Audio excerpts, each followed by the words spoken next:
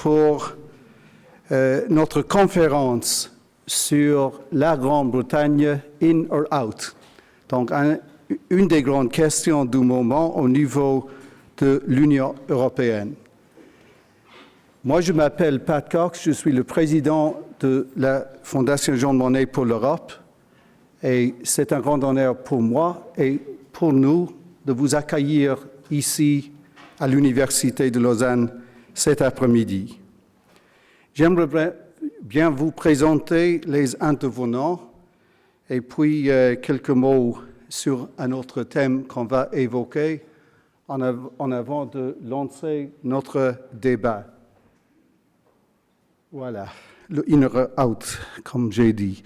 Alors, les intervenants. Nous avons 4 intervenants britanniques pour aborder la question de la place du Royaume-Uni en Europe et particulièrement ses relations avec l'Union européenne.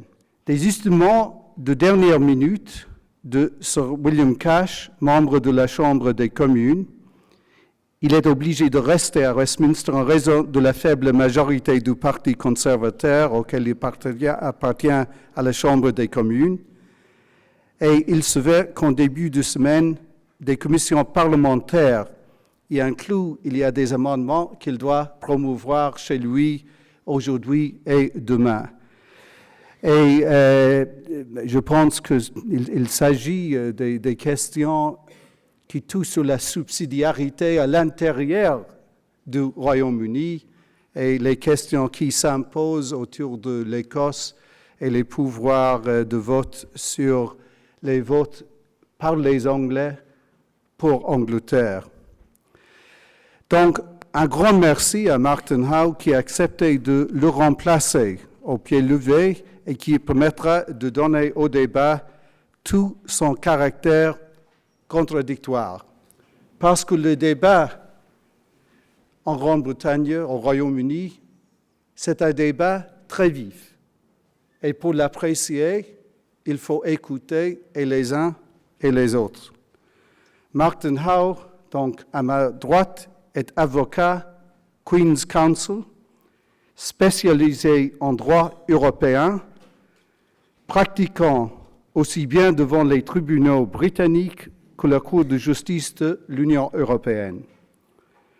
Proche du Parti conservateur, il est sensible à la préservation de la souveraineté britannique et critique à l'égard de l'Union européenne, mais aussi de la Convention européenne des droits de l'homme.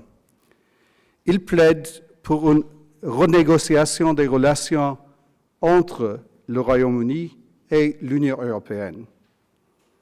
À côté de lui, Lord Hannay of Chiswick, membre de la Chambre des Lords du Parlement britannique, spécialiste de longue date dans les questions européennes, ancien représentant permanent du Royaume-Uni auprès de l'Union européenne, puis ambassadeur auprès des Nations unies.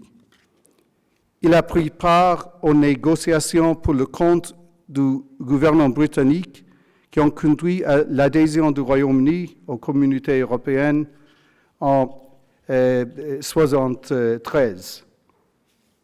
Ici, à ma gauche, en présentant le panel, je vous présente Martin Bailey. Martin Bailey est président de l'association Pro-Europa basée à Bruxelles, qui milite pour le maintien du Royaume-Uni au sein de l'Union européenne. Martin Bailey est haut fonctionnaire à la Commission européenne. Et je dois dire, en présence de Martin, qu'il y a un très peu de hauts fonctionnaires de l'âge de Martin qui sont devenus du Royaume-Uni depuis pas mal d'années. Donc, il y a des changements même au sein des institutions. Et finalement, 4e intervenant, John Peet, journaliste pour le prestigieux hebdomadaire The Economist et rédacteur pour les affaires européennes. Alors, pour le déroulement de notre dialogue, je vais demander des interventions liminaires des 4 intervenants, environ 10 minutes chacun, en commençant par Martin Howe dans un moment. Et puis, il y aura un dialogue entre les intervenants, animé par moi-même, et puis notre débat, notre conversation entre nous ici cet après-midi. Mais j'aimerais bien, en avant d'inviter les interventions, de vous présenter quelque chose venu de l'archive. Donc, avant de commencer, un petit clin d'œil avec un document issu des archives de Jean Monnet qui détient notre fondation.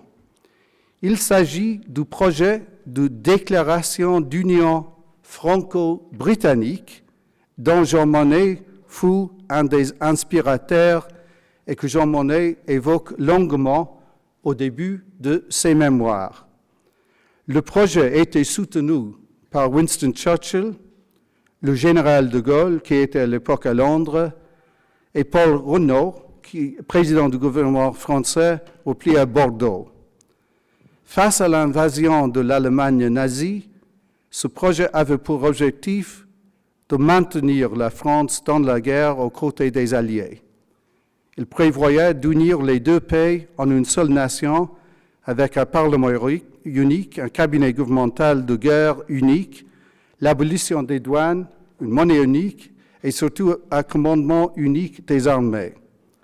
La déclaration devrait être prononcée en même temps dans les 2 pays le 16 juin 1940.